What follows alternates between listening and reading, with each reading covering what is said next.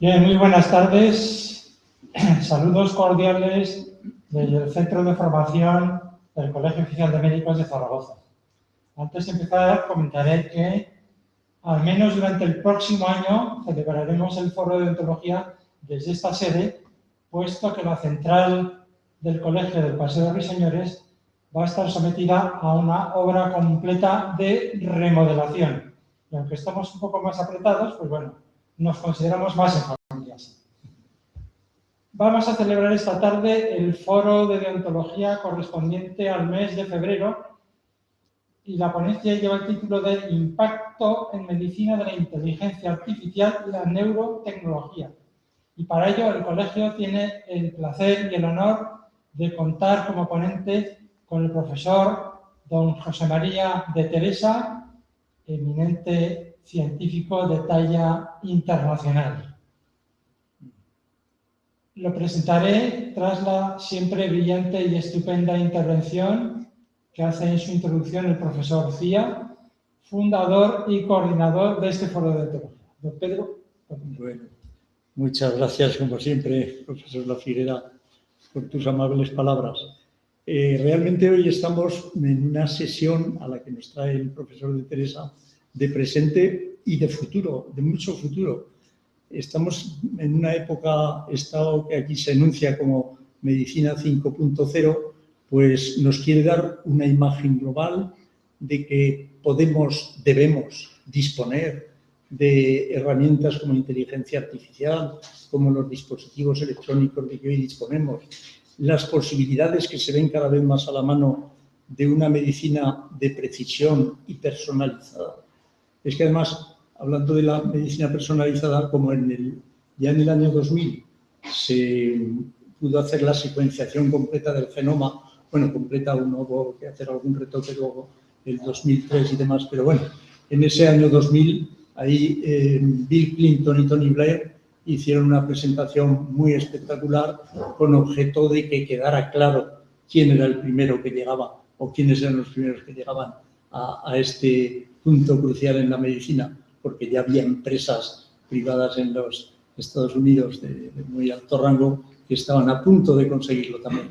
Y ese ambiente, pues medio científico, medio de competitividad, pues prevaleció al final la meta, el objetivo oficial. Bueno, quiero decir con esto que, claro, ya se vieron los científicos más dedicados a la medicina con la posibilidad de decir, bueno, vamos a poder disponer de datos clínicos, que ya los tenemos, de los médicos en su quehacer diario. Habrá que pedir, no hay que pedirlo, porque me parece que lo hacen muy bien, pero que las historias clínicas, que las tenemos ya desde hace tanto tiempo, pues realmente pongamos ahí todo el esmero, porque eso es una joya luego para los investigadores y una repercusión luego para nuestros futuros enfermos. Pero es que además tenemos los datos genómicos, los datos del proteoma, muchos aspectos sociales y psicológicos de los que habitualmente exploramos en la historia clínica de cada día y que ya se venían haciendo y que tienen también su correspondiente correlato hoy día. Se venían haciendo, es decir, que todo este avance que ahora nos parece tan espectacular, que a veces nos da miedo, pues porque tenemos que estudiarlo, abordarlo desde muchas veces unas bases, por lo menos en mi caso, de mucha ignorancia, y sin embargo somos conscientes de que hay que entrar en ello. La medicina 5.0 precisamente lo que reclama es que el médico estudie la medicina que ha estudiado, pero estudie también la inteligencia artificial, estudie la biotecnología, se meta con la bioinformática, en fin, todas esas ciencias auxiliares. Esto no es nuevo. La medicina es una ciencia aplicada, particularmente la medicina clínica, en la que estamos involucrados casi todos, donde hay una parte científica en la que nos basamos y una parte aplicativa, que es precisamente lo que significa la técnica, la tecné, que ya los griegos manejaron el vocablo tanto para arte como para artesanía, que entenderíamos ahora. Bueno, pues esa conjunción nos ha hecho que de la física, de la química, de la biología, hayamos estado continuamente extrayendo bases y métodos que puedan beneficiar a nuestros enfermos.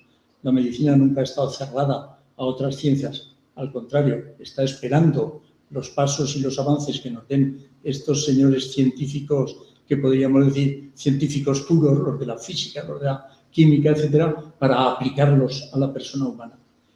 En esa aplicación a la persona humana, claro, ha habido sus etapas. La medicina ha pasado siglos, pues muy basada en el ojo clínico, en lo empírico, pero a partir de, sobre todo, mediados del siglo XX, se va la atención del médico práctico orientando a la base científica, ya no a fiarse de su ojo clínico o de su preferencia o de una experiencia limitada que pueda tener en algunos campos, sino a ver qué nos dan las bases científicas.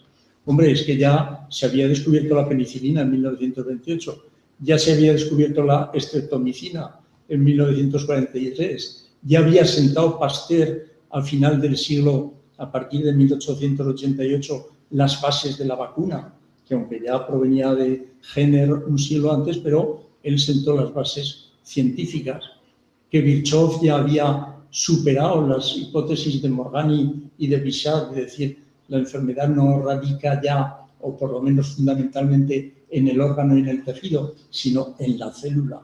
La teoría celular con Bichat pues, dio otro avance. De manera que quiero decir que con todo esto, que serían hallazgos de finales del 19 y principios del 20, pues cuesta unos años hasta que el médico práctico se convence, se impregna de que la base científica es la que tiene que mandar por encima de preferencias personales o de dogmas de algunos profesionales prestigiados, etc.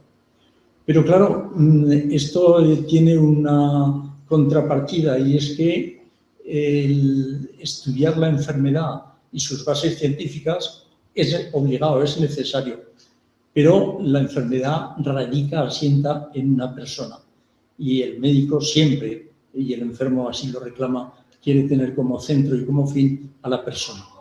Y claro, hay una respuesta también en esa medicina personalizada que ya manejan ese término a principios de siglo, que hoy lo tenemos muy presente, la medicina personalizada, y surgen pues toda la escuela de Heidelberg, con von Weizsäcker, con Richard Siebeck, con Krell, bueno, nombres que ya conocéis todos, pero surge también al otro lado del océano Alexander, Wolf, Reinke, con la medicina psicosomática.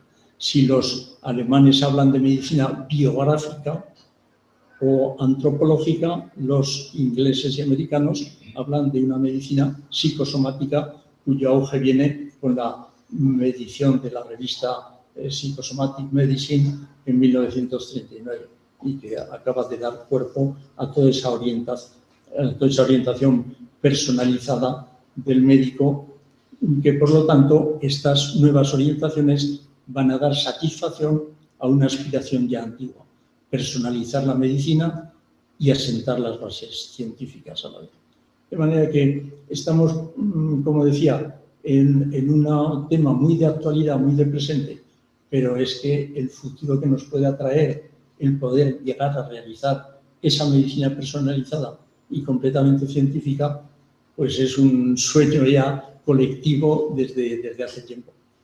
¿El médico va a ser necesario? Claro que sí. Yo tengo algún compañero que me dice, desapareceremos, porque, claro, todos lo harán. No, es que la inteligencia artificial tenemos que tomarla como lo que es. Bueno, el profesor nos lo explicará mucho mejor, pero viene a ser una herramienta valiosa, extraordinaria, pero tenemos que ser nosotros los que realmente la gobernemos. No podemos, una cosa es apoyarnos en ella, otra cosa es delegar todo. Podrán venir robots inteligentes hasta con su sonrisa y su manera de hacer que parecen afectivos, etcétera, pero no vamos por eso los padres de un niño a delegar en ese robot simpático que domina 20 idiomas, que jamás los dominaré yo, y que tiene otras muchas cualidades. No, ese nos tiene que servir de ayuda. Y todo el conjunto de tecnologías actuales tienen que ser una ayuda. Esto nos va a obligar, sí, creo yo, que yo ya estoy jubilado, pero los que estáis ahí en activo vais a tener que trabajar mucho más, porque esto obliga a estudiar. Efectivamente, si para el manejo de la inteligencia artificial es muy importante saber cómo preguntamos, pues hay que ser muy bueno en medicina para que las preguntas sean fructíferas y nos dé todo el programa informático lo que de él queremos. Entonces, ya no creo que vamos a tener que estudiar más, pero va a merecer la pena. Los enfermos se van a beneficiar. A nosotros nos va a gustar más. A mí, por lo menos, desde mi postura de jubilado me entusiasma el tema, pero al que esté además en activo le va a entusiasmar más todavía. De manera que estamos en este punto hoy aquí en el colegio, en un presente y en un futuro prometedor, interesantísimo para todos, y que el ponente pues ya no puede ser mejor, pero esto nos lo explicará el profesor Lapiera.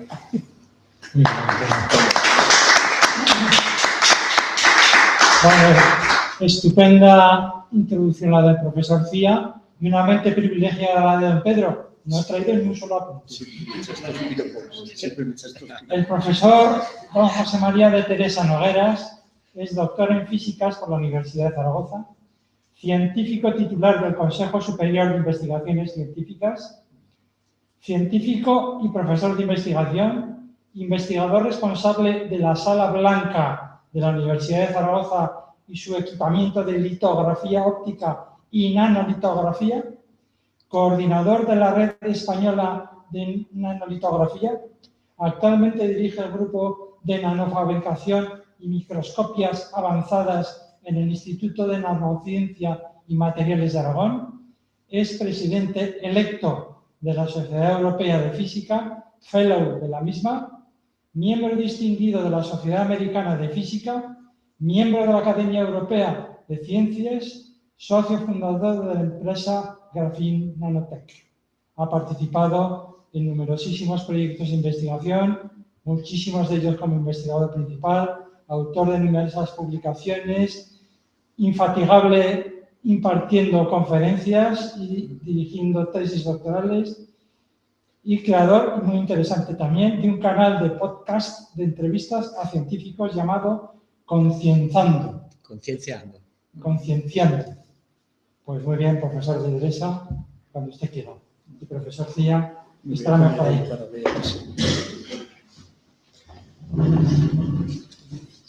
Muy bien.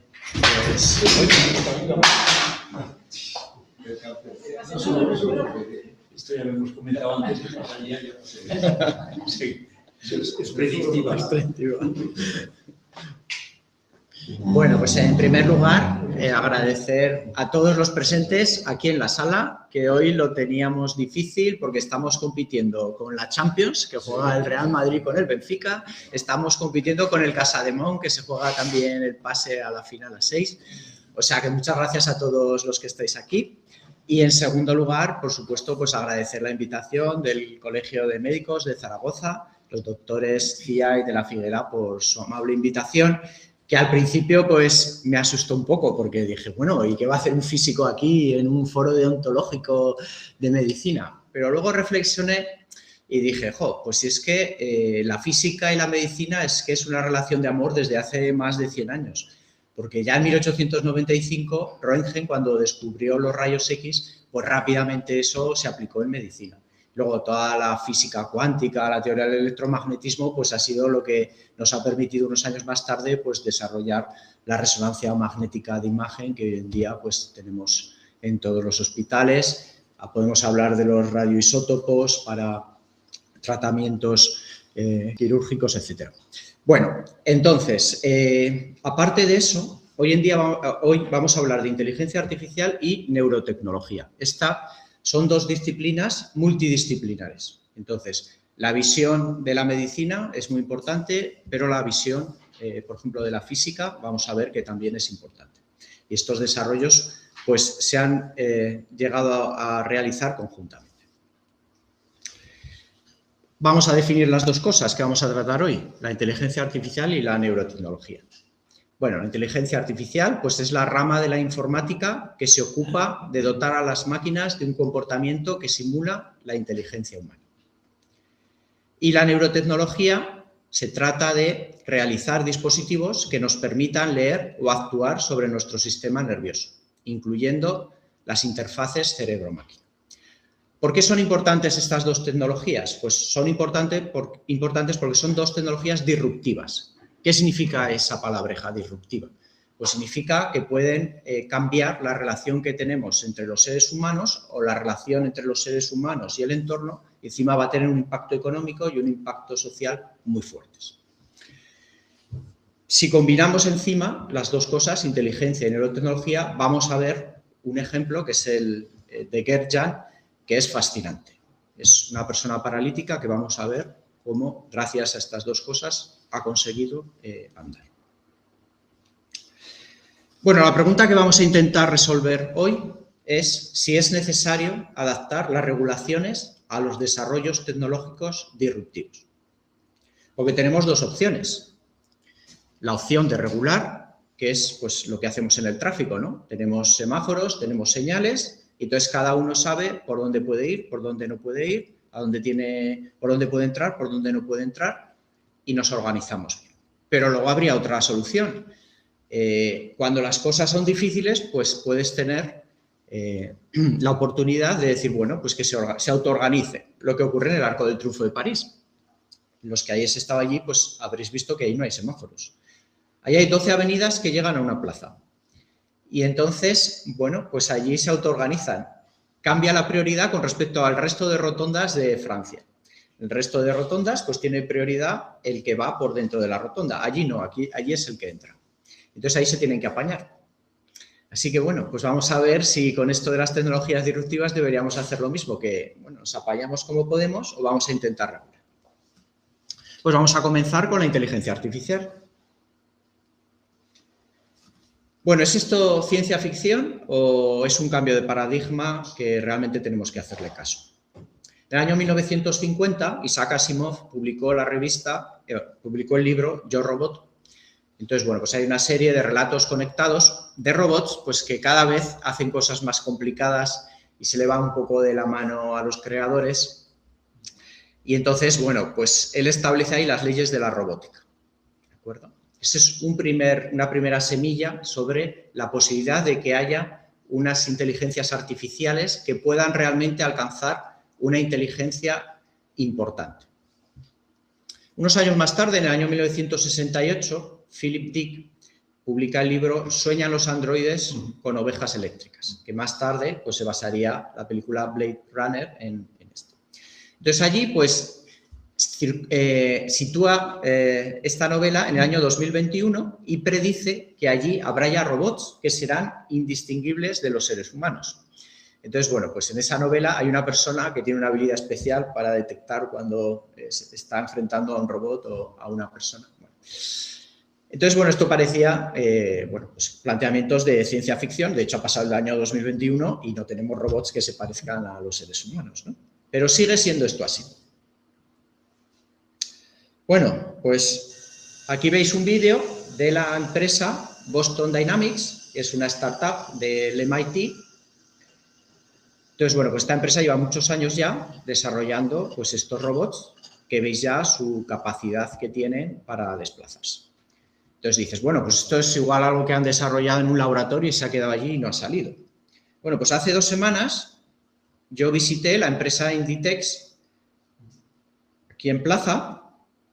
Y entonces allí han sustituido ya a las personas que cogen las cajas cuando llegan los camiones y las sitúan en las cintas transportadoras. Ahora tienen robots de la empresa Boston Dynamics, ¿vale? La misma, pues, tiene estos robots que cogen las cajas y las sitúan ahí. Entonces ahora ya no hace falta una persona que coja esas cajas. Ahora hace falta una persona que supervise al robot, que programe al robot, etc. Y me imagino que habéis visto también la última semana con el nuevo año chino, pues estos robots de Unitree Robotics, una empresa china, y esto no es inteligencia artificial, estos son robots que llevan inteligencia artificial, o sea, no es algo inventado, sino que son robots reales que ya se mueven, que hacen saltos igual que hacen las personas. O sea, que esto no es ciencia ficción, esto está ya aquí. Bueno, pues vamos a entrar de lleno en la inteligencia artificial. Bueno, la inteligencia artificial es una rama de la informática que se ocupa de la creación de máquinas que pueden simular la inteligencia humana. Lo que incluye pues, capacidad de razonar, aprender, resolver problemas. ¿Y cuál es la diferencia principal con la informática que estamos acostumbrados? Los algoritmos. Bueno, pues los algoritmos convencionales pues, hacen cosas deterministas, siempre sale lo mismo, pero es que la inteligencia artificial consiste en programar para que haya un aprendizaje, para que ese programa cada vez sea más potente porque es capaz de hacer cosas más refinadas, porque tiene esa propiedad del machine learning en inglés, que es el aprendizaje. A veces se confunde con que la inteligencia artificial es un robot. No, la inteligencia artificial no es un robot. La inteligencia artificial es un programa informático. Pero a un robot podemos dotarlo de inteligencia artificial. Entonces lo podemos hacer muy potente, como esos robots que hemos visto en los vídeos. Hay dos conceptos importantes que se han desarrollado en los últimos años y que vais a oír, y quería hacer la diferencia porque tienen palabras muy parecidas. Entonces, uno es de la inteligencia artificial generativa.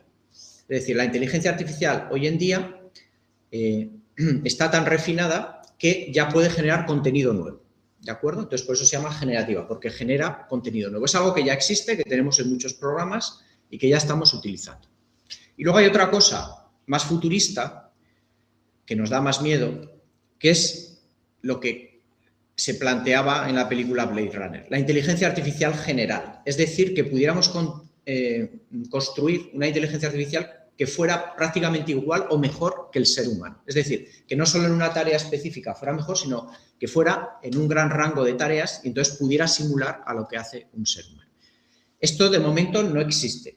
Hay gente que va a llegar, que dice que esto va a llegar pronto, en 2, 3, 5 años, no sabemos. De momento es futurista. Bueno, pues ese año 1950, cuando Isaac Asimov publicó Yo, Robot, pues resulta que Alan Turing también se planteó una pregunta importante. ¿Pueden pensar las máquinas? Claro, esta pregunta era difícil de responder. Y él planteó un test para valorar si una máquina podía ser suficientemente inteligente. Pues tenemos un chat donde tú estás dialogando pues con algo que puede ser una máquina o puede ser una persona. Tú haces preguntas, tienes un diálogo y entonces, según las respuestas que te da, tú decides si al otro lado hay una persona o hay una máquina. Bueno, pues este es el famoso test de Turing. Planteó que igual en un futuro pues éramos capaces de construir esa máquina que al responder tú fueras incapaz de distinguir si estabas hablando con una persona o estuvieras hablando con una máquina. ¿Cómo evolucionó la inteligencia artificial? Aquí tenéis algunos hitos, solo voy a mencionar estos que están aquí con un círculo rojo. En el año 1964, pues se creó un programa, se llamaba ELISA, que era como un psicoanalista. Tú preguntabas, pues te daba consejos, pues estoy deprimido, tengo este problema y te daba soluciones. Y fue sorprendente incluso para su creador porque la gente se enganchaba mucho. O sea, realmente le estaba aportando, ¿no? No hubo muchos desarrollos desde el punto de vista informático y matemático de la inteligencia artificial y apareció lo que se llama el invierno de la inteligencia artificial, desde finales de los 60 hasta finales de los 90. No hubo grandes desarrollos. Pero luego ya a finales de los 90 empezaron a surgir cosas interesantes y, por ejemplo, en el año 2002, pues se empezó a vender la Rumba, pues ese pequeño robot que va por el suelo y va recogiendo la suciedad. Ahí estaba ya metida la inteligencia artificial. Ya es un primer producto que muchos de nosotros hemos comprado. Que, por cierto, la empresa ha quebrado ya, una empresa de Estados Unidos, porque ahora los chinos son capaces de fabricar algo mejor y más barato. En el año 2011 se introdujo Siri. Un poco más tarde, pues Alexa. Bueno, pues muchos de vosotros seguramente estáis utilizándolo ya, pues ahí es un programa de inteligencia artificial que va aprendiendo, tiene machine learning. En el año 2017, Google introdujo AlphaGo. AlphaGo pues, fue un programa que crearon que dijo, bueno, aprende a jugar al Go. Al Go es un juego que se juega en Asia y que debe ser muy difícil, porque la cantidad de combinaciones que hay es tremenda. Pues el programa, sin saber jugar, aprendió a jugar y ganó al campeón de Go en Asia. Entonces aquí la gente empezó a decir, bueno, esto ya empieza a ser importante. En el año 2018, pues empiezan a aparecer ya los taxis sin conductor. La empresa Waymo pues empieza a instalarlos en San Francisco, en Austin, en varias ciudades de Estados Unidos. Y aquí en Europa, por ejemplo, pues empezamos a plantear una serie de años a lo largo de los cuales vamos a desarrollar el coche autónomo. Primero vamos a tener que tener las manos en el volante, pero no lo vamos a tener que tocar. Y el coche que lleva la inteligencia artificial nos va a ir guiando. Y luego, en un futuro, dentro de unos pocos años, pues entonces ya ni siquiera tenemos que estar atentos porque el coche nos va a llevar, igual que hoy en día existe el taxi sin conductor. Entonces, claro, la gente empezó a pensar que igual había que desarrollar códigos éticos y códigos deontológicos para manejar esta potencialidad de las máquinas. Aquí tenemos un libro que os recomiendo, es un físico, José Ignacio Latorre, uno de los mejores físicos que hay en España, y publicó el libro Ética para máquinas. Trata muchos temas, comenta el desarrollo de la inteligencia artificial y, bueno, como hoy estamos aquí hablando de salud y de medicina, pues, por ejemplo, he seleccionado estos 3 derechos que él menciona ya en el año 2019 que son importantes para mantener. Derecho sobre nuestros datos y privacidad, derecho a la confidencialidad en temas de salud y derecho al olvido.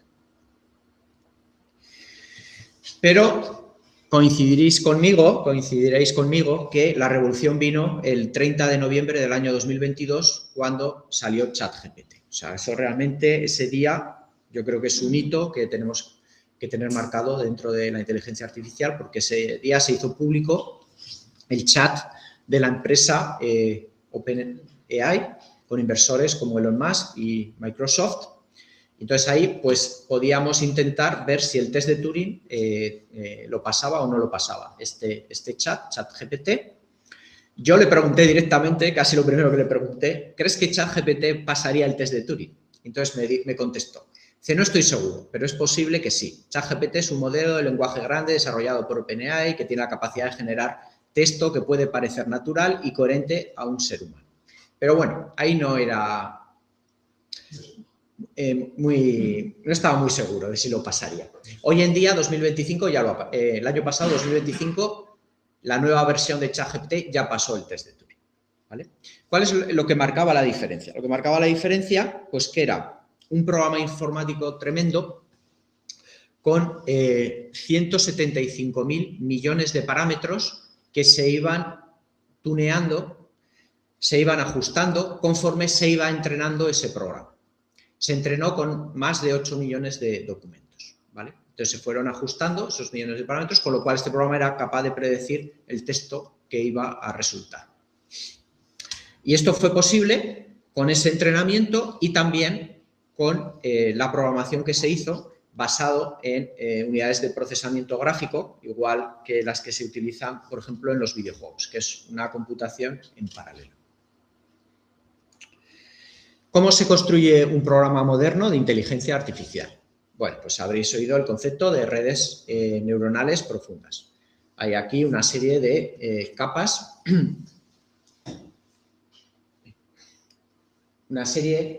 de computación. Hay una primera donde entra la pregunta y una última capa donde sale. Pero en el medio puede haber hasta 100 capas.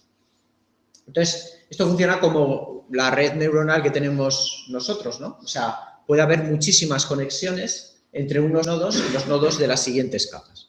Entonces, esos parámetros que comentamos son los parámetros que dan peso a las entradas en cada uno de los nodos. O sea, cada uno de los nodos salen una serie de parámetros, entra una serie de parámetros, salen otra serie de parámetros que alimentan la siguiente capa. Entonces, conforme se va entrenando, pues se van ajustando estos parámetros para que el resultado final pues, sea más preciso. Por los desarrollos fundacionales que llevaron a esta construcción de estas redes neuronales profundas, pues se dio el Premio Nobel en Física el año pasado a Geoffrey Hinton, que hizo unos desarrollos matemáticos clave, y a Hopfield, que era un físico, y lo que hizo fue coger algunos conceptos de la física de los sistemas complejos y llevarlo al comportamiento de estas redes neuronales profundas. Y eso hizo que se pudieran generar con mayor capacidad de precisión. Entonces, al final, lo que nos podemos quedar de una manera simplificada es que un programa moderno de IA pues, Es un programa informático que simula una red neuronal, que tiene un aprendizaje reforzado y que gracias a que hoy en día existen microprocesadores para inteligencia artificial que son muy potentes y gracias a que tenemos una gran cantidad de datos disponibles, por eso funcionan también estos sistemas de inteligencia artificial y van a funcionar cada vez mejor, porque cada vez vamos a tener microprocesadores mejores y vamos a tener más datos disponibles. Bueno, al principio cuando salió ChatGPT, pues todos empezamos un poco a practicar, a ver esto que daba y algunas respuestas que daba pues eran graciosas. Decía, bueno, pues igual esto no es tan bueno este programa, ¿no? Yo, por ejemplo, le pregunté, bueno, ¿qué te parece que se organice el Mundial de Fútbol de Qatar en el año 2022, ¿no? Y entonces, entre las cosas que me dijo, dice, bueno, pues me parece ideal, el clima de Qatar es ideal para jugar a fútbol en verano, lo que puede ser beneficioso para la salud de los jugadores y para la calidad del juego. Entonces, bueno, o sea, claramente tenían un sesgo, ¿no? En esta primera versión. No sé si habría financiado Qatar a ChatGPT. Pero bueno, luego encontrábamos pues, otras aplicaciones más interesantes. Yo, por ejemplo, pues daba unas clases en el máster de física sobre un material que se llama grafeno. Y entonces digo, bueno, pues aquí tengo, este es el material que voy a dar a los alumnos, genérame el examen. Y, oye, me generó una serie de preguntas del examen que estaban bastante bien, ¿no? Entonces dije, bueno, pues para educación, ChatGPT pues puede servir, por supuesto, supervisado. Por supuesto, el profesor tiene que decir, bueno, pues esta pregunta sí, esta sí, esta sí, pero igual me ahorra trabajo porque al final yo llegaría a unas preguntas parecidas, pues bueno, ChatGPT me puede echar una mano. Y luego pues ya se integraron en otro tipo de aplicaciones que usamos todos los días. En WhatsApp, pues por ejemplo, aquí en España estaba Lucía. Tu contacto en el WhatsApp, pues podías dialogar como si fuese un contacto más, solicitarle cualquier información, que te preparase las vacaciones, que te tradujese a un montón de idiomas, que te hiciese una transcripción de audios a texto. Y luego ya recientemente con la integración en buscadores, que en lugar de tener que ir a las referencias, pues ya te hace un resumen al principio. Igual con ese resumen pues ya tienes bastante, no tienes que ir a cada una de las referencias. Yo en esa primera época pues me leí un libro de inteligencia artificial de Lasse Ruyanen, se llamaba así, 101 cosas que debes saber hoy sobre nuestro futuro, que hablaba de todas las aplicaciones que iba a haber en la inteligencia artificial, chatbots, medicina y salud, finanzas, ciencia, periodismo, educación, negocio, derecho, programación, generación de contenidos. Pues oye, genial, ¿no? Todo esto nos va a ayudar. Y en los últimos años pues estamos viendo que también para generar contenido empieza a ser muy potente, imágenes, textos. Yo, pues, por ejemplo, le planteé, venga, escríbeme un relato de terror en un supermercado. Bueno, y me planteó un relato que no iba a conseguir el premio Nobel en literatura, pero, bueno, pues que no estaba mal. Noticias en la prensa, música generada con inteligencia artificial. Paul McCartney recupera la voz de Lennon con inteligencia artificial y graba un disco. Los programadores estaban locos porque ya no necesitaban ellos escribir todo el programa, les daban una serie de instrucciones y ya salía el programa. En el aspecto que más os atañe, salud y cuidados, pues noticias como la empresa robótica de inteligencia artificial israelí lanza este pequeño robot para hacer compañía a las personas mayores, les da recomendaciones, cuándo tienen que tomar la medicación, si tienen que llamar al médico, cuándo tienen que comer, etc. Diagnósticos médicos más precisos. Por ejemplo, la empresa Clarity Breast lo que desarrolla es una plataforma de predicción de cáncer de mama basada en mamografías. Noticia de esta semana, 23 de febrero de 2026. El primer paciente está autorizado ya por la FDA, la empresa y el primer paciente. El primer paciente va a recibir ya un score, una puntuación, cuando pasen sus mamografías por esta plataforma. Pues todo eso son cosas buenas que vamos a poder aprovechar en salud y cuidados. Por supuesto, con la supervisión final del médico que va a tener que tomar la decisión. Pero empezaron a aparecer también peligros de la inteligencia artificial sin la suficiente supervisión. Los hemos visto estos años, desde que salió ChatGPT. Los sesgos, por ejemplo, la empresa Amazon pues lanzó una selección de personal en la que la inteligencia artificial analizaba los currículum que llegaban a la empresa. ¿Qué ocurría? Pues que en todos los años anteriores pues sobre todo se había seleccionado hombres para los puestos que pedían.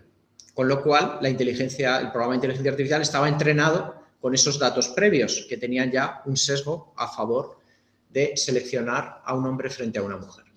Entonces, claro, por los nuevos currículum que llegaban, seleccionaban más hombres que mujeres, no basados en el contenido, sino que había interpretado la inteligencia artificial que tenía que seleccionar más hombres que mujeres.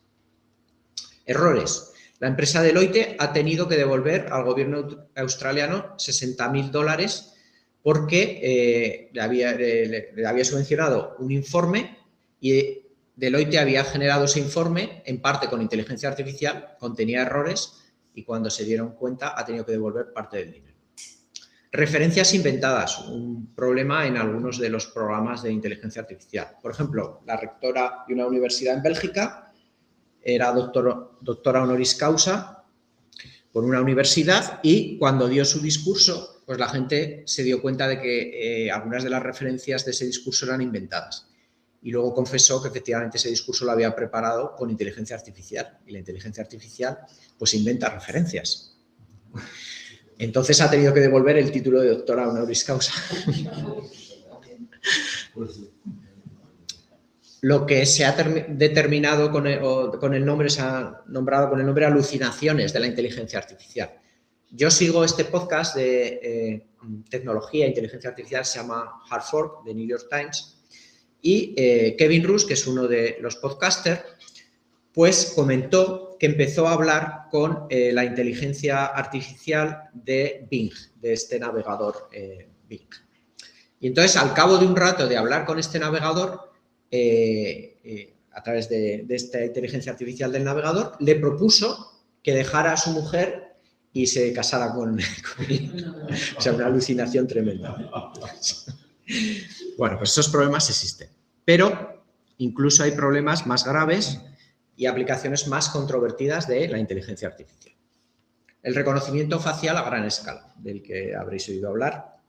Por ejemplo, una noticia en prensa, Irán vigilará con cámaras de seguridad el uso del velo en la calle para identificar y castigar a las mujeres que no lo lleven.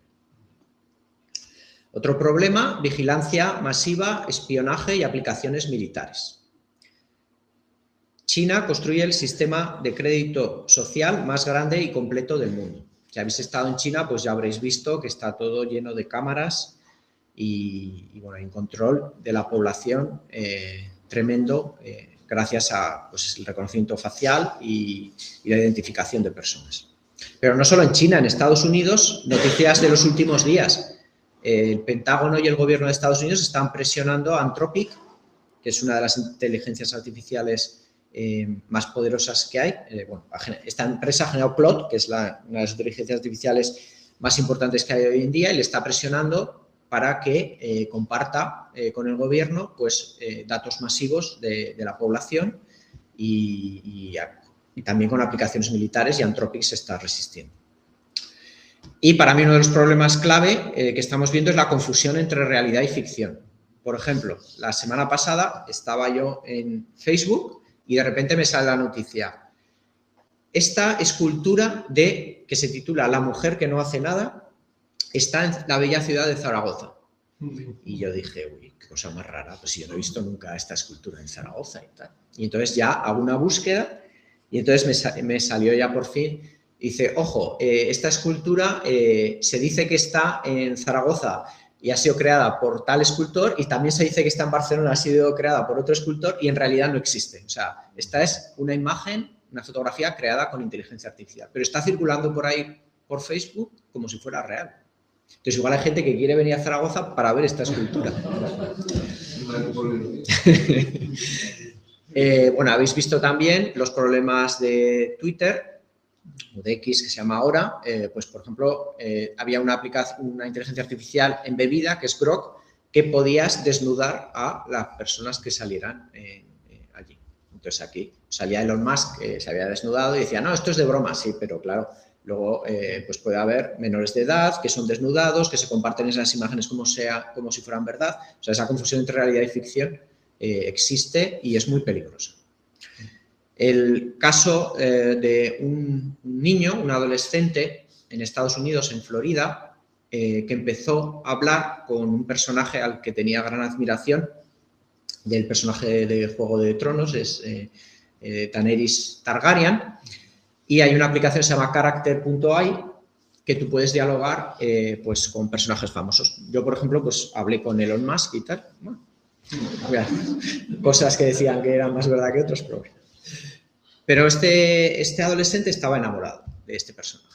Y en un momento dado, pues la inteligencia artificial pues, le dijo que, bueno, pues con todos sus problemas que tenía, que igual lo que tenía que hacer era suicidarse, y se suicidó. Entonces, pues bueno, es muy peligroso. Entonces, en marzo del 23 surgió la pregunta de si estábamos yendo demasiado rápido con la inteligencia artificial. Y personas muy conocidas, incluido el propio Elon Musk, Steve Wozniak, creador de Apple, pues propusieron pausar los desarrollos en inteligencia artificial. Escribieron una carta abierta que firmó mucha gente, pero que en realidad no ha servido para nada. Se ha seguido desarrollando con poca regulación y hoy en día, ¿qué es lo que tenemos? Pues a mí me gusta esta fotografía, ¿verdad?, que un poco identifica lo que tenemos. Esto identificaría ese hongo que existe en Oregón, que ocupa 1000 hectáreas y que es en la misma célula repetida, es el mismo código genético, pero no se ve, está por ahí debajo, pero está infiltrando todos los árboles en 1000 hectáreas, ¿no? Pues esto es lo mismo, ¿no? O sea, la inteligencia artificial está embebida hoy en día en prácticamente todo y no la vemos, pero hay que regularla, porque si no, cuanto más tardemos, pues más difícil será hacerlo. En España tenemos una persona experta en inteligencia artificial que ha propuesto estos 9 retos éticos de la inteligencia artificial. Es Nuria Oliver, trabaja con la Fundación ELIS y ha propuesto estos retos. Hay que regular o evitar la manipulación del comportamiento humano, incluyendo información falsa. Hay que evitar los sesgos y la discriminación causados por algoritmos mal diseñados. Hay que evitar la falta de transparencia en los modelos de inteligencia artificial y sus usos. Hay que evitar que se viole la privacidad. Hay que tener cuidado con la enorme huella de carbono que generan los centros de datos. Hay que evitar que haya contenidos no reales que circulen. Hay que tener cuidado con que muchos de esos datos con los que se entrenan los programas de inteligencia artificial tienen derechos de copyright y no se están pagando hoy en día. Estamos concentrando muchísimo poder en pocas manos y estamos transformando el mercado laboral. O sea que tenemos aquí 9 puntos muy difíciles que tenemos que afrontar. ¿Cómo está regulada la inteligencia artificial en el mundo? Bueno, pues somos pioneros en Europa, bueno, es verdad que, a lo mejor en otras cosas no, pero en regulación, pues sí que somos bastante pioneros siempre. Entonces, sí que hemos estado trabajando en el Act de Inteligencia Artificial, Artificial Intelligence Act, ¿vale? El Consejo Europeo, pues ya en el año 22 dijo que esto había que regularlo y que teníamos que empezar a trabajar en ello. En Estados Unidos hay una serie de recomendaciones, no hay una regulación propiamente dicha. Entonces, pues señalan como puntos que hay que tener cuidado, como el copyright, contenidos falsos, privacidad, responsabilidad y sesgo, pero la situación está mucho más abierta, no está tan regulada como en Europa. O sea, en Europa os he puesto aquí el enlace en el que podéis pinchar y ahí veis la regulación que existe hoy en día, regulación a nivel europeo y que luego hay que trasladar a todos los países de la Unión Europea. Entonces, se han definido en esta pirámide aquí 4 zonas diferentes. Una zona de aplicaciones con un riesgo inaceptable, otras de riesgo alto, otras de riesgo limitado y otras de riesgo mínimo. Entonces, en el caso de la salud, se ha considerado que hay que clasificar los desarrollos de inteligencia artificial aplicados a la salud en alto riesgo, porque son puntos que son críticos. El diagnóstico médico, el triaje y la priorización de pacientes, sistemas de apoyo a decisión clínica, seguimiento y monitorización del paciente, gestión de llamadas de emergencia. Entonces, bueno, hay un protocolo ya, hay una serie de pasos que hay que dar cuando quieres que tu programa de inteligencia artificial se lance, sea un producto que sea adecuado para la regulación que hoy en día existe ya en Europa.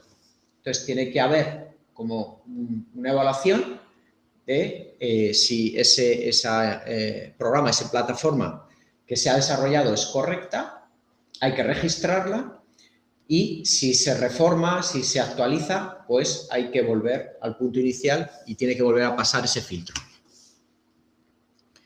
En España, pues en el año 2020, el Gobierno constituyó el Consejo Asesor de Inteligencia Artificial. Y ya el año pasado, pues comenzó a operar la Agencia Española de Supervisión de la Inteligencia Artificial en Coruña, que es un poco ese espejo, eso que pedía la Unión Europea, de que en cada país se empezase también a regular. Entonces, bueno, pues el otro día me metí en la página web de AESIA y ya tiene una serie de contenido donde habla de sus objetivos, de atención a la sociedad, supervisión y control, formación y capacitación y liderazgo. Respecto de la inteligencia artificial más cercana, aquí en Aragón, en medicina, pues yo he encontrado a través de los medios de comunicación, porque yo no soy médico, no trabajo aquí, a lo mejor hay ya otras herramientas de inteligencia artificial, pero lo que he visto son estas 4. Por un lado, el programa Salud GPT, que veremos a continuación un pequeño vídeo. También existe programa piloto de transcripción de las conversaciones con el paciente para ahorrar tiempo al médico y también un análisis de las radiografías en el Hospital Obispo Polanco de Teruel. Y también veremos que hay inteligencia artificial dentro del robot Da Vinci que ya está operando Miguel Servet Clínico. Vale, respecto de Salud GPT, esta es una noticia de Aragón TV del 1 de agosto pasado. Entonces, a ver si funciona el vídeo. Estos síntomas, además de por el historial clínico, ahora pueden pasar por aquí, la nueva herramienta de inteligencia artificial del Salud. Los sanitarios pueden apoyarse en ella para corroborar y buscar diagnósticos. Cuando un paciente ingresa con algunos síntomas que pueden ser compartidos por varias enfermedades, a veces es complicado tener un diagnóstico en el primer momento. Entonces, a mí me parece que es una muy buena opción para que en estos casos pues, se nos abra toda la posibilidad. Lleva en marcha desde el 21 de julio y ayudará a la detección de enfermedades raras, pero también comunes, y será más útil en los servicios de urgencias y atención primaria. Todos los centros cuentan con esta herramienta, que usa una base de datos científica para proponer los diagnósticos. La fiabilidad es absoluta, solo que en lugar de abrir el libro, buscar página por página y perder ese tiempo, eso te facilita mucho ese trabajo y ahorra tiempo, que al final es de lo que más nos falta. También los propios médicos pueden revisarla y corregirla para que las soluciones sean más precisas y que carezca de fallos. Una herramienta que reduce los tiempos de detección de enfermedades y que los facultativos consideran como el futuro de la atención sanitaria. Bueno, pues una primera aplicación. Otra, respecto de la transcripción, esto es un par de párrafos que he sacado de una noticia en el de Aragón de 22 de julio también. Un total de 12 profesionales de 10 centros de salud en Aragón han comenzado a aplicar el proyecto de IA de transcripción. En las próximas semanas, esta herramienta se irá implementando en otros centros del Servicio Aragonés de Salud hasta llegar a más de 30. Su funcionamiento se basa en eliminar la información irrelevante del diálogo y adjuntar únicamente los datos clínicamente relevantes a la historia clínica electrónica del paciente. Este proceso facilita el trabajo del profesional, permitiéndole centrar su atención exclusivamente en el paciente y optimizar el tiempo dedicado a la consulta, según ha expuesto el director general Joaquín Belich.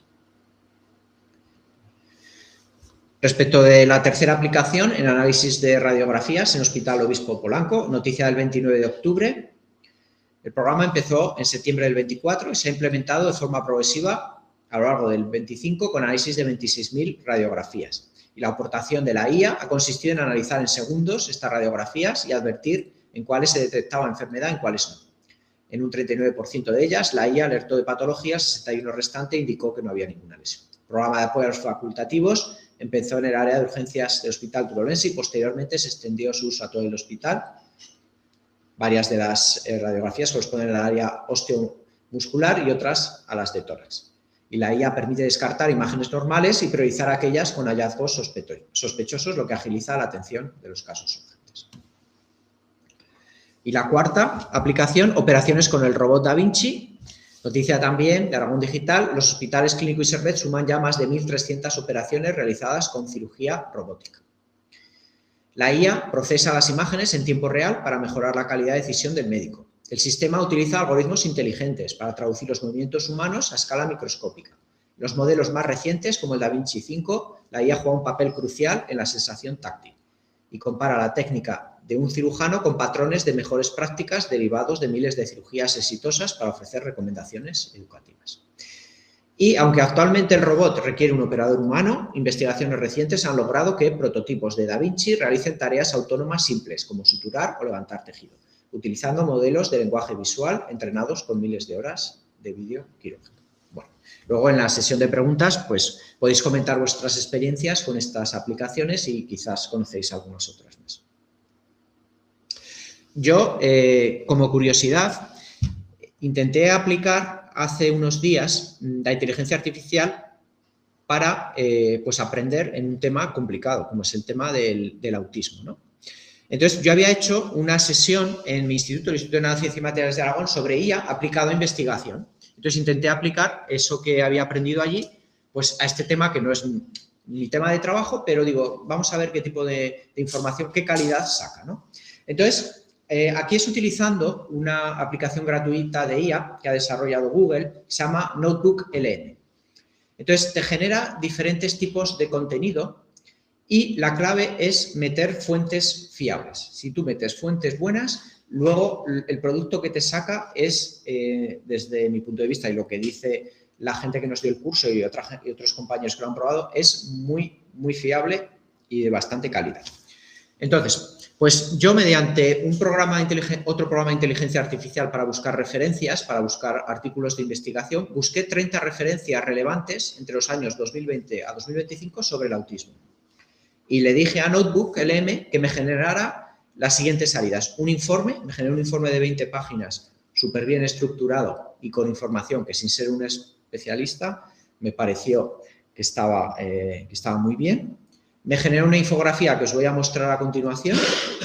Me generó un podcast, 2 personas hablando del tema del autismo, empezando desde conceptos básicos y que a mí me pareció muy bien hecho. Me generó una presentación PowerPoint de 10 transparencias que a mí también me pareció de calidad y me generó un vídeo, quizá de no tanta calidad visual, pero también con un contenido muy interesante. Entonces, esta es, por ejemplo, la infografía que me generó sobre las múltiples causas del autismo, una interacción compleja. Entonces, pues aquí se planteaban pues, diferentes causas que confluyen para generar autismo. Pues exposiciones críticas durante el embarazo, a toxinas, contaminación, pesticidas y ciertos medicamentos, factores genéticos, heredados, mutaciones de diferente tipo, otros factores como la edad paterna avanzada, factores relacionados con el sistema inmune materno y todo ello convergiendo a unas vías biológicas. A mí me pareció esta infografía pues bastante buen resumen de lo que había generado en el informe, generado a partir de esas 30 referencias, que son referencias entre el año 2020 y 2025 de fuentes fiables. El podcast os lo voy a poner aquí. Hoy vamos a meternos a fondo en un tema fascinante y, la verdad, lleno de matices. Las causas del trastorno del espectro autista, o TEA. Sí, un tema complejísimo. Totalmente. Tenemos sobre la mesa una revisión de más de 30 estudios científicos muy recientes. Y la misión es intentar poner un poco de orden en este lío de factores que hay detrás. Claro. Porque está claro que no buscamos una única causa, ¿verdad? Se trata más de entender esa danza entre los genes, el entorno y nuestra propia biología. Exacto. Y con una prevalencia de casi 1 de cada 100 niños en el mundo, entenderlo es clave. Para empezar... Por eso un podcast de 15 minutos, no vamos a escuchar los 15 minutos, pero para que veáis que es atractivo a la hora de oírlo, ¿no? Totalmente. Con este diálogo. Y es que antes de nada hay que dejar claro que el autismo es heterogéneo. Luego el vídeo... Hola y bienvenidos. Hoy vamos visualmente a no es un tema que es tan tan complejo interesante. como fascinante. Pero Las bueno, el causas contenido del trastorno del espectro autista. creo que está bien. Venga, vamos a sumergirnos en lo que nos dice la ciencia más reciente. Para empezar, y para que nos hagamos una idea de la Entonces, claro, hay magnitud, gente que se calcula que el autismo para- afecta a 1 de cada 100 niños en todo. le gusta recibir la información pues en forma de informe, otros pues prefieren escuchar un podcast, otros prefieren ver un vídeo. Entonces, esta herramienta, Notebook LM, te saca el contenido en la forma que a ti te gusta. Entonces, ahí me parece que es la potencia que tiene. Si tú le metes fuentes buenas y fiables, te va a sacar un buen contenido en la forma que a ti te gusta. Hola y bienvenido. Vale, pues con esto acabamos la primera parte de inteligencia artificial y entramos en neurotecnologías, mucho más corta. Entonces, empezamos con lo que es la neurociencia. Pongo aquí para físicos o dummies, así como entiendo yo la neurociencia, ¿verdad? Y no soy un especialista con nuestro sistema nervioso central, ¿verdad?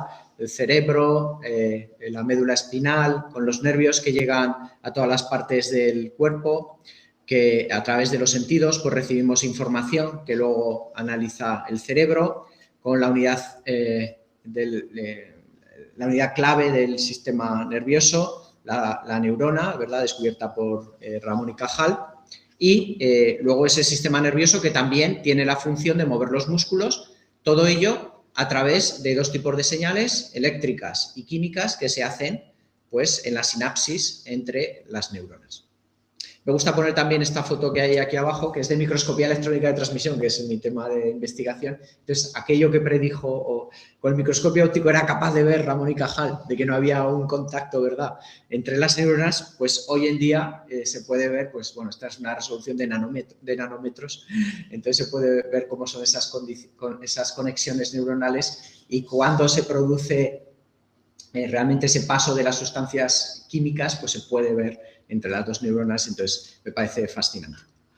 Para lo que vamos a discutir, sobre todo, lo importante son esas transmisiones eléctricas que ocurren entre neuronas, que se crean en el cerebro y se transmiten a través de las neuronas y que luego esas señales eléctricas son capaces de mover músculos o bien a través de las conexiones nerviosas se recibe información y luego esas señales eléctricas llegan hasta el cerebro y crean unas señales eléctricas en el cerebro que se pueden detectar. Eso es lo importante para la parte que viene a continuación de la neurotecnología. ¿Qué tipos de dispositivos en neurotecnología tenemos hoy en día? Los podemos clasificar por su aplicación. Por un lado, dispositivos para tratar enfermedades, por ejemplo, el implante coclear, que existe ya desde los años 70 hasta hoy en día, pues se han hecho más de 1 millón o en torno a 1 millón de implantes cocleares. Entonces, hay un sistema que recibe el sonido externo y luego ese sonido se va transmitiendo como señales eléctricas a esta última parte que se implanta dentro de la cóclea, en el oído interno. Entonces, genera una serie de señales eléctricas que lo que van a hacer es excitar el nervio acústico y el nervio acústico ya lleva esa información hasta el cerebro. Entonces, tiene el cerebro que volver a aprender a identificar esas señales eléctricas porque son diferentes a las señales normales, pero con unos días de entrenamiento, pues normalmente el enfermo con el implante coclear es capaz de volver a oír. Hay un vídeo explicativo en el que yo participé sobre el implante coclear que me pareció una tecnología fascinante y que podéis ver aquí. Vale, entonces los dispositivos para tratar enfermedades son de una aplicación muy clara y luego ya estarían los dispositivos para obtener mejoras cognitivas o para ocio, que son los que está más discusión su necesidad y su aplicabilidad desde el punto de vista deontológico. Aquí en Aragón tenemos la suerte de tener una empresa que es BitBrain, que está trabajando mucho, lleva ya muchos años trabajando en este tipo de dispositivos, como estas diademas, que leen las señales eléctricas que genera el cerebro y la idea es hacer una mejora cognitiva. Esto se está utilizando también con pacientes y también pues, intentar comunicarse con dispositivos digitales.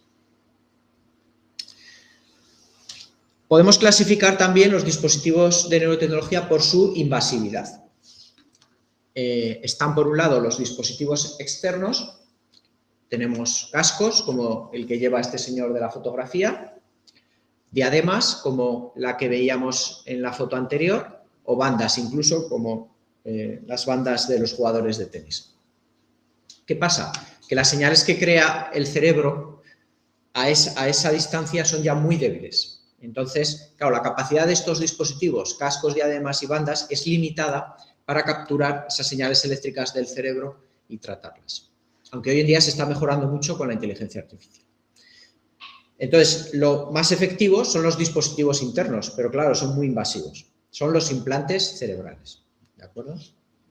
Esto es lo que está, por ejemplo, intentando desarrollar la empresa Neuralink, que uno de los inversores es Elon Musk. Entonces, tiene un robot para colocar, de gran precisión, para colocar los electrodos del implante cerebral. ¿Cómo funciona?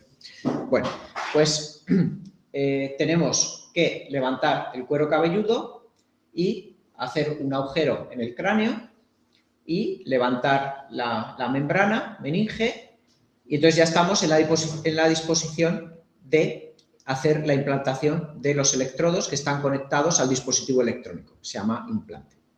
Entonces podemos colocarlo ya en esta posición y volver a hacerlo. Esto es lo que está haciendo esta empresa.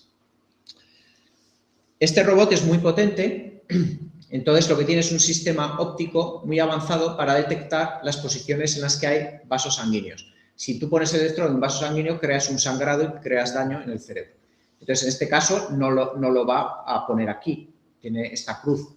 Sin embargo, en otra posición donde no va a incidir en un vaso sanguíneo, entonces va a implantar el electrodo. Entonces, de esa manera es capaz de implantar miles de electrodos en el cerebro y entonces va a hacer una lectura muy eficaz porque está en contacto directo con la corteza cerebral. Luego comentaré también este artículo que escribí sobre estos desarrollos de Neuralink en la revista Conciencias de la Facultad de Ciencias de Zaragoza, que podéis consultar de modo gratuito. Vale, entonces los que ha hecho Neuralink son sobre todo con monos. ¿Cómo funciona? Bueno, pues aquí tenéis un vídeo.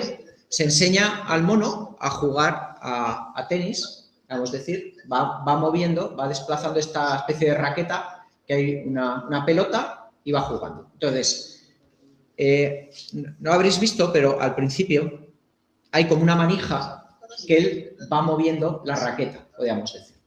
Y se le está dando algo que le gusta, va comiendo, pero su cerebro se está entrenando. Entonces, está generando unas señales eléctricas cuando está moviendo esa manija. Pues luego se le quita la manija y ya no puede moverlo con la manija, ya solo puede moverlo con las señales eléctricas que crea en su cerebro. Entonces, el implante cerebral es capaz de detectar esas señales eléctricas.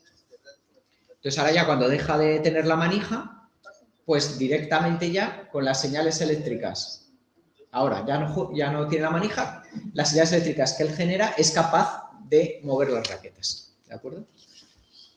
Así entrenado y es un movimiento sencillo, con lo cual esto lo puede hacer.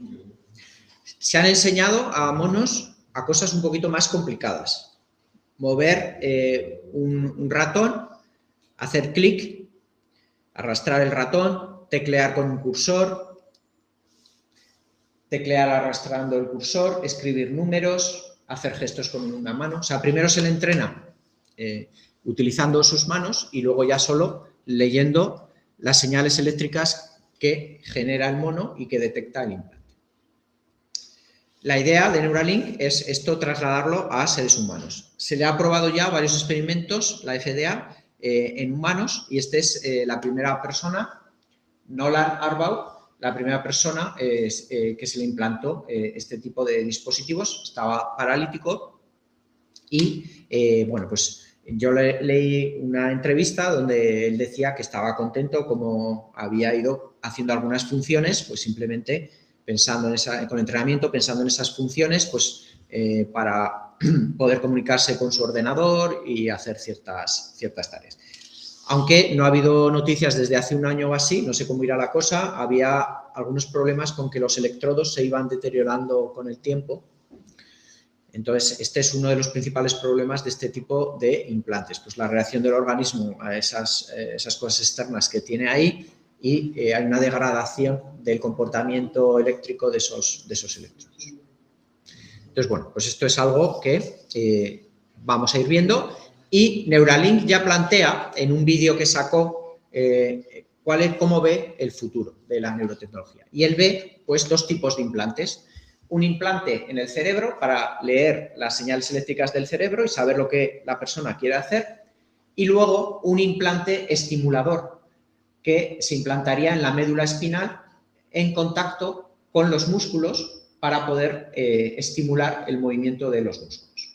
Tiene un vídeo también demostrativo con un cerdo en el que no tiene este implante en el cerebro, el cerdo solo tiene el implante de estimulación en la médula espinal. Entonces, dándole señales eléctricas a este implante, actúa sobre los músculos y es capaz de ir levantando las patas y tal.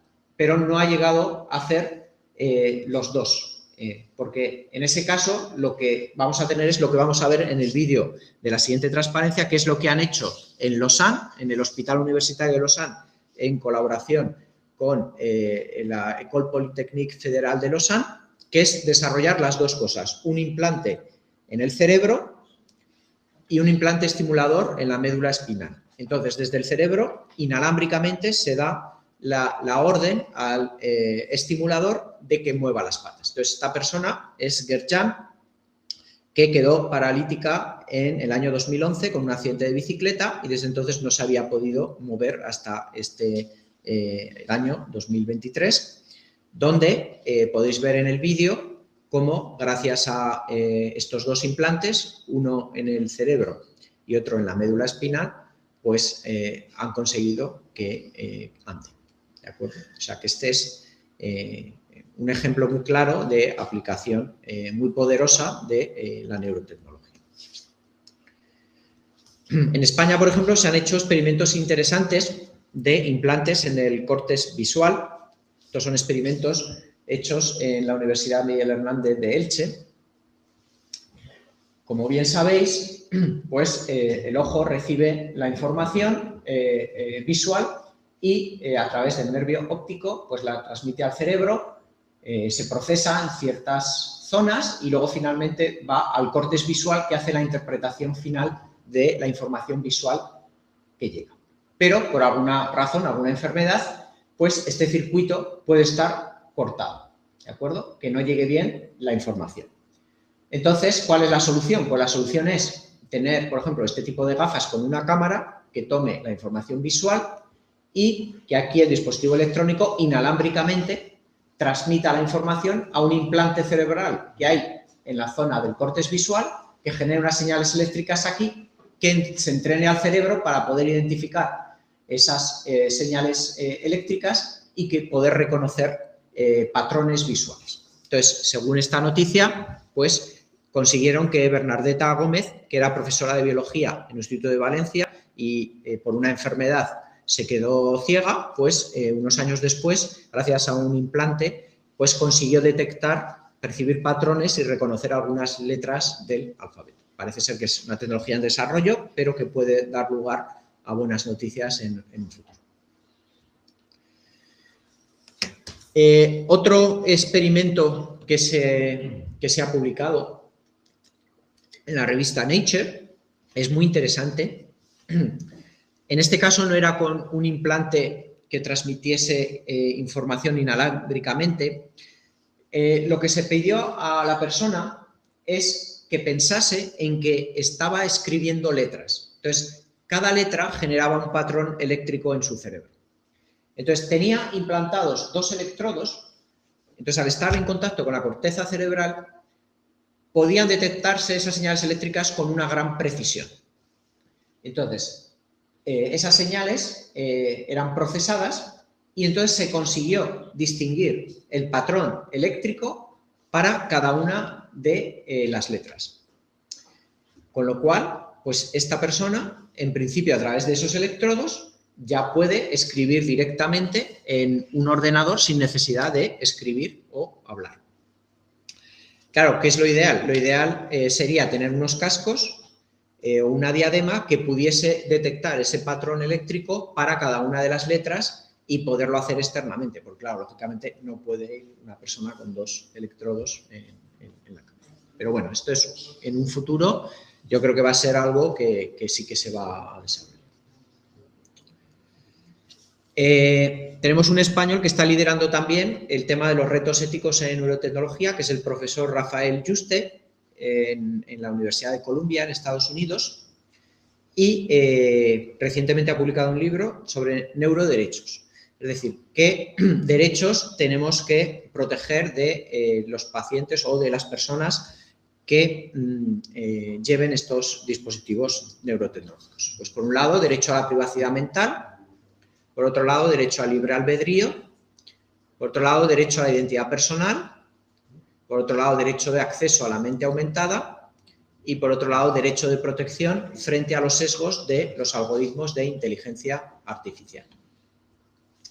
Bueno, pues aquí tenemos otro melón, ¿verdad?, que tenemos que abordar. Respecto del tema de neurotecnología, os comentaba este artículo que escribí en esta revista, que, bueno, pues un poco recojo los avances en microtecnologías e inteligencia artificial que pueden hacer a la neurotecnología disruptiva. Todavía no lo es, todavía se está aplicando sobre todo para tratamientos médicos, pero en un futuro no lejano podría aplicarse también para mente aumentada y ocio. También participé en un podcast en Radio Nacional de España, Futuro Abierto, y en el podcast que ha comentado anteriormente el doctor de la Figuera, pues también entrevisté a María López Valdés, que es la directora de la empresa BitBrain, que desarrolla estos dispositivos aquí en Zaragoza. Bueno, pues ya con esto llegamos a intentar responder a la pregunta que planteamos al principio de si es necesario adaptar las regulaciones a estos desarrollos tecnológicos disruptivos, y yo creo que ha quedado claro que mi posición es que no podemos dejar que esto se autorregule, porque si no va a ser muy difícil. Por cierto, se me ha olvidado decir antes que en el Arco del Triunfo de París los seguros de coches no cubren los accidentes. Entonces yo creo que claramente tenemos que ir hacia intentar regular lo que se puede hacer y lo que no. Bueno, y ya la última transparencia, el colofón, bueno, por dar una noticia o por acabar con una visión optimista, es, bueno, este epílogo lo leí en una de las ediciones del libro 1984 de George Orwell. Entonces, bueno, el libro este de 1984, ya lo conocéis, pues habla de la posibilidad de que hubiese unas pantallas que espiasen todo lo que hacía la gente, que diese los mensajes de un gobierno autoritario, etcétera. O sea, y hacía, bueno, lo que llamamos hoy en día el gran hermano, ¿no? Una vigilancia masiva donde no había libertad individual, etcétera. Bueno, pues en el epílogo de esa edición que me leí yo, Thomas Pynchon dice lo siguiente. Dice, en esta fotografía puede verse a George Orwell con Richard Blair, su hijo adoptivo, en torno a 1946, a punto de escribir 1984, porque la empezó a escribir el año siguiente. No es difícil pensar que Orwell, en el libro 1984, estuviera imaginando un futuro para la generación de su hijo, un mundo del que deseaba prevenirles. Lo que más llama la atención es la sonrisa del niño, directa y radiante, basada en la fe indubitable de que al fin y al cabo el mundo es bueno y la decencia humana, como el amor paterno, puede darse siempre por descontada. Una fe tan noble que casi podemos imaginar a Orwell y a tal vez incluso a nosotros mismos, aunque sea por un momento, jurando hacer cualquier cosa con tal de impedir que ésta sea traicionada. Bueno, con estas bonitas palabras de Thomas Pynchon, pues acabo la charla y muchas gracias por vuestra atención.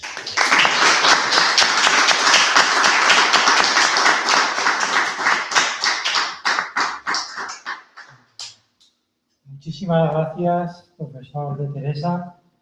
Un tema interesantísimo y dado los avances de la inteligencia artificial, da vértigo, ¿no? Sí. ¿A dónde nos va a llevar esto? En el chat hay múltiples felicitaciones al ponente, incluso algún comentario jocoso. Cada vez estamos más cerca del planeta de los simios.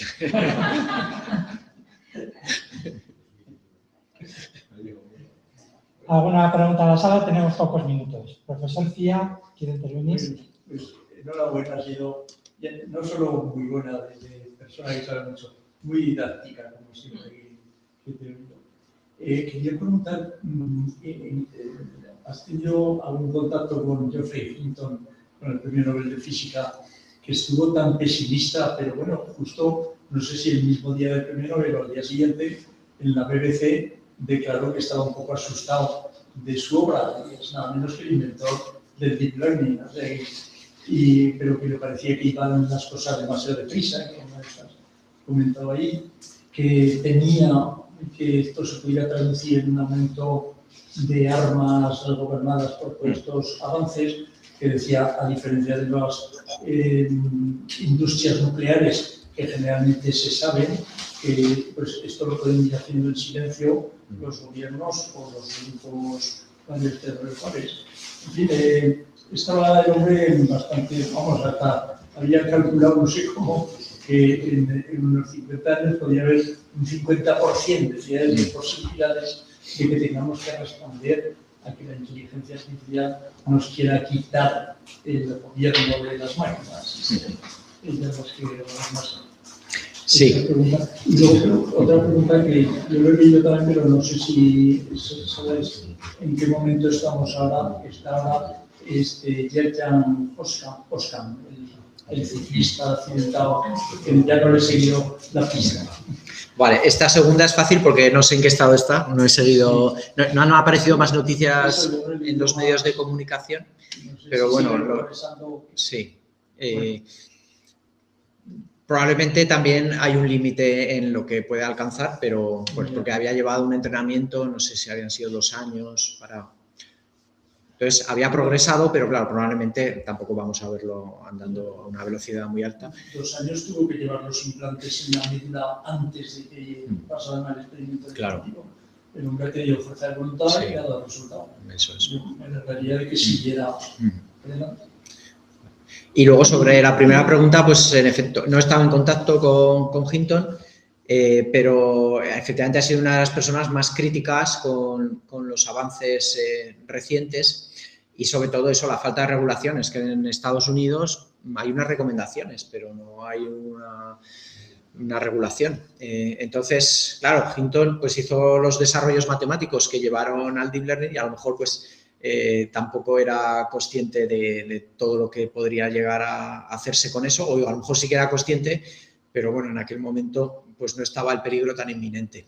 He quitado esta transparencia de mi presentación porque no quería que se alargase más, pero en alguna otra presentación la he mostrado.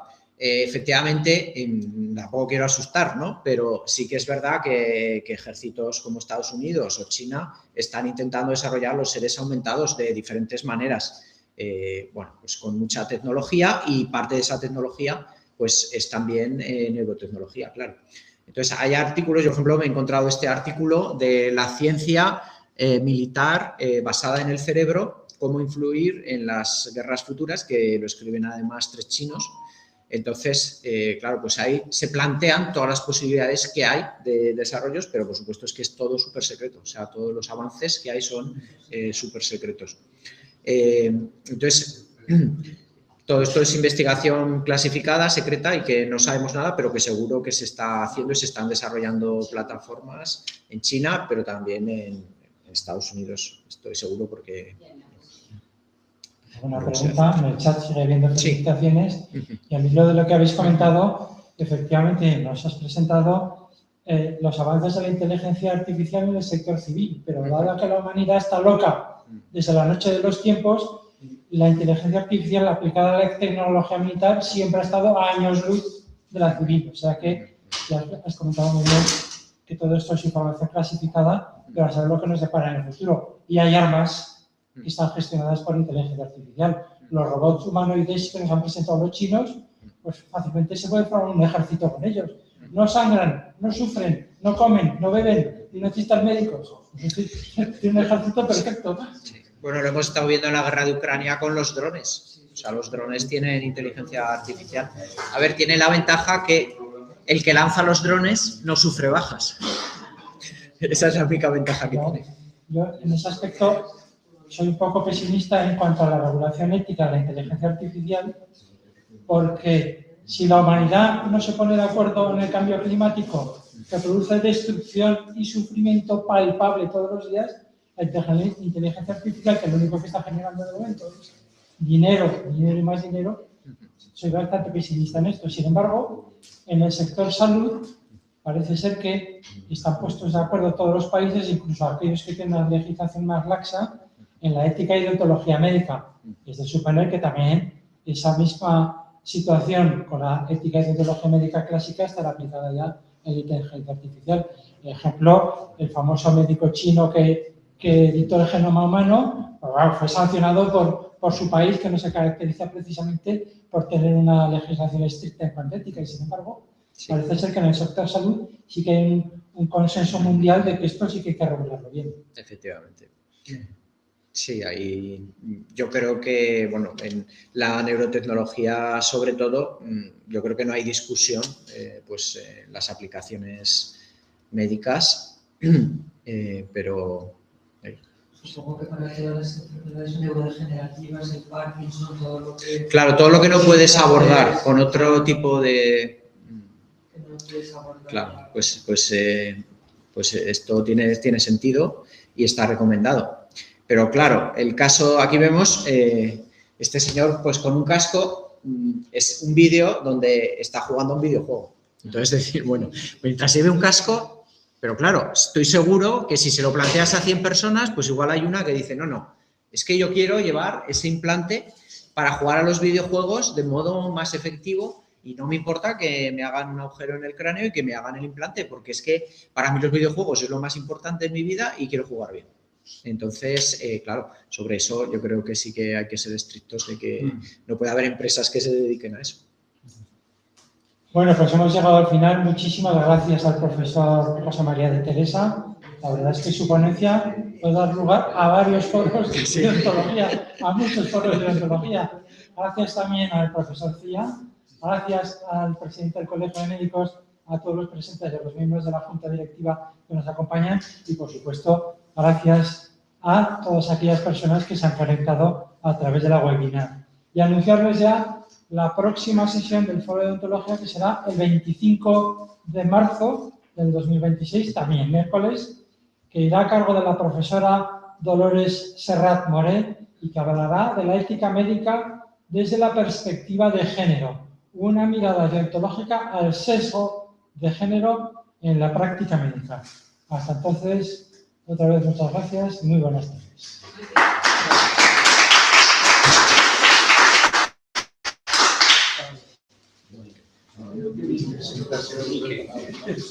Es perfecto.